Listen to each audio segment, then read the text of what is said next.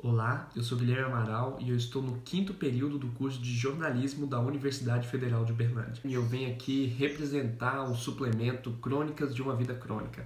Ele foi um projeto pensado para a disciplina Projeto Interdisciplinar em Comunicação 4, ou PIC 4, como a gente chama no curso, que consta no 4º semestre da disciplina de jornalismo da UF. O foco dessa disciplina é a produção de um jornal laboratório, que é o Senso em Comum. É sempre pensada a produção de 3 jornais laboratórios ao longo desse semestre. E nos últimos anos o terceiro tem sido o que ficou mais apertado, que estressou mais alunos, que cansou mais alunos.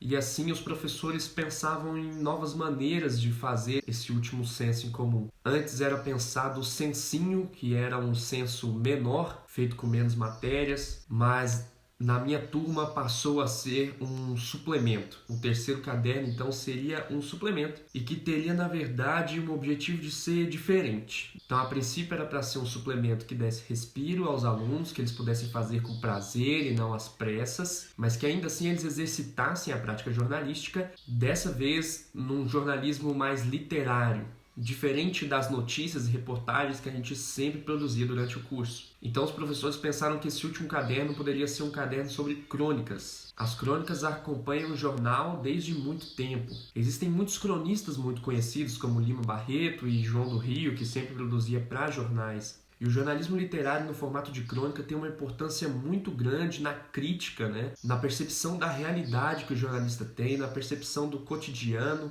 Um suplemento que só contenha crônicas pode até ser uma coisa mais original, mas um suplemento literário existe desde 1956, por exemplo, onde surgiu o suplemento literário do jornal Estado de São Paulo.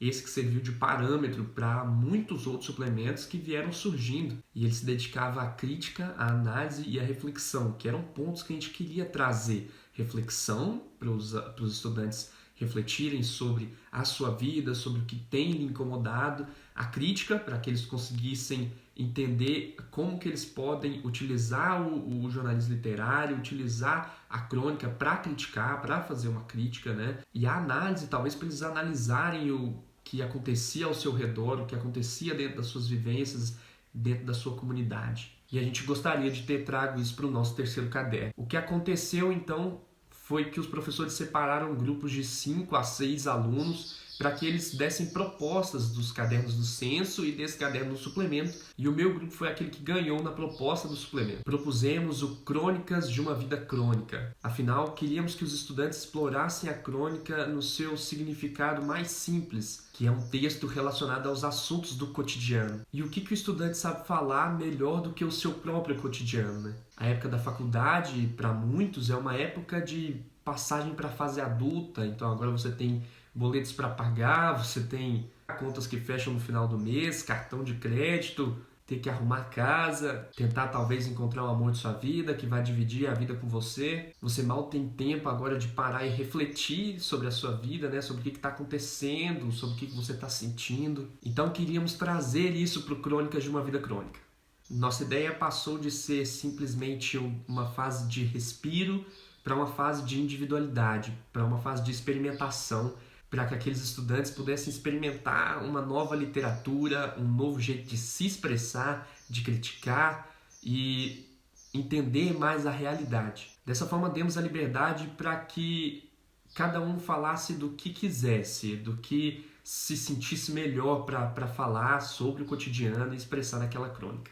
A ideia também era que cada um diagramasse a sua própria página. E a gente fez isso através da plataforma Scribus, todo mundo no mesmo laboratório, cada um produzindo a sua própria página, que entraria depois para o caderno virtual. Como editor-chefe, eu li cada uma das crônicas e percebi que muitas tinham o mesmo tema, se correlacionavam. Então separei o caderno em 3 capítulos, em 3 subtemas, que são vivências, amores e reflexões. E eu acho que o produto se tornou algo único e algo incrível. Ele é individual por si só e lá dentro está presente a individualidade de cada um.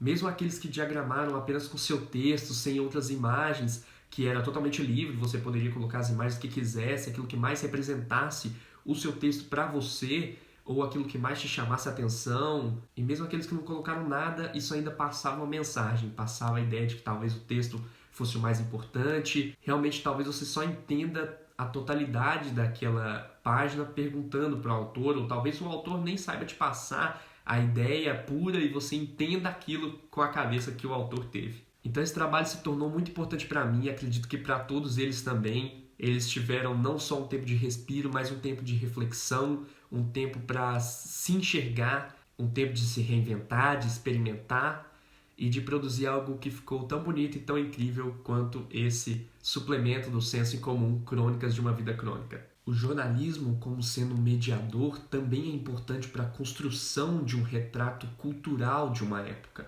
Por isso eu acho tão importante trabalhar esse espaço cultural em que o jornalismo pode entrar com tudo, que é o jornalismo literário. Muito obrigado e eu agradeço a oportunidade. Até mais.